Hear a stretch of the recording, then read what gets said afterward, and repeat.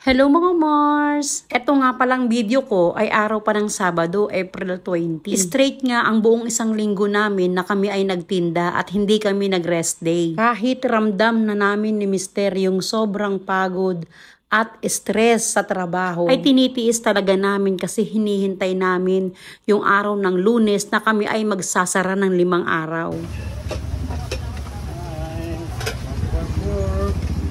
Kumain ka na?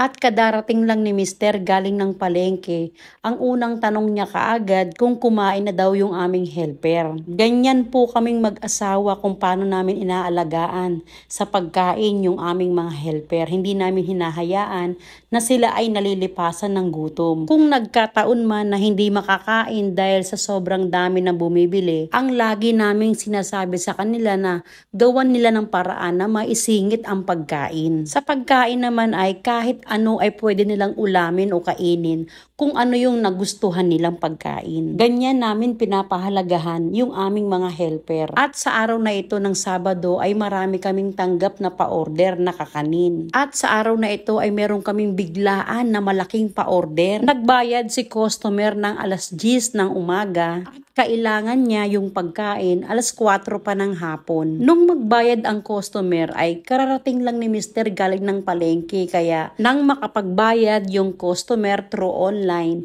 ay bumalik si Mister sa palengke para bilhin yung mga karne na kailangan ko sa aking tanggap na pa-order. Akalain nyo mga Mars, napaka-small world talaga. Bakit?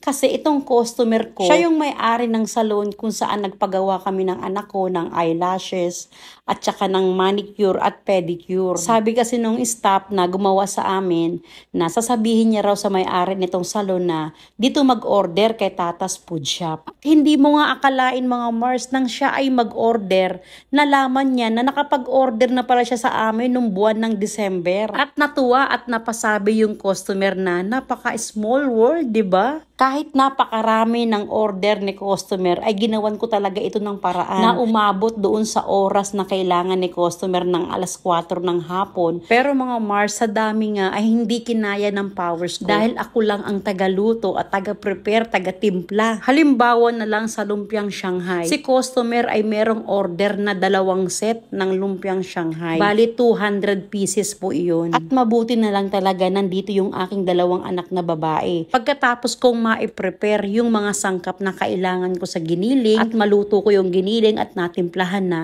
si Bunso na yung nagbalot ng lumpiang Shanghai. Nang makauwi si Mister galing ng palengke, dala-dala yung mga kailangan kong karne para sa pa-order, ay pinahugasan ko kaagad yung karning baka para palambutin. Pati yung lechon kawali na gagamitin ko ay pinalambot ko muna yung karne. Habang pinapakuluan at pinalalambot yung mga karne, halos 1 PM na ng hapon nang ako ay makapag-umpisa sa aking pagluluto. Marami ang order ng customer at mahirap dahil maikli na lang yung oras para trabahuin yung mga luto ko sa pa-order. At naramdaman ko na kagad na alanganin sa 4 PM. Kaya naman pinaalam ko kagad sa customer yung sitwasyon at pumayag naman siya ng 5 PM. Ito palang pagkain na pinaluto niya ay para sa night swimming. Si customer ay merong order na 4 na kilo na special beef caldereta, 4 na kilo na lechon paksiw, isang malaking bilao ng carbonara, 4 na kilo na fried chicken, 200 pieces na lumpiang Shanghai, 100 pieces na puto cheese, isang order ng Bake Mac at isang malaking bilao ng hapsapin at biko. At kami na rin ang nag-book through GrabCar papunta kay customer. At salamat sa Diyos dahil nairaos namin ng maayos.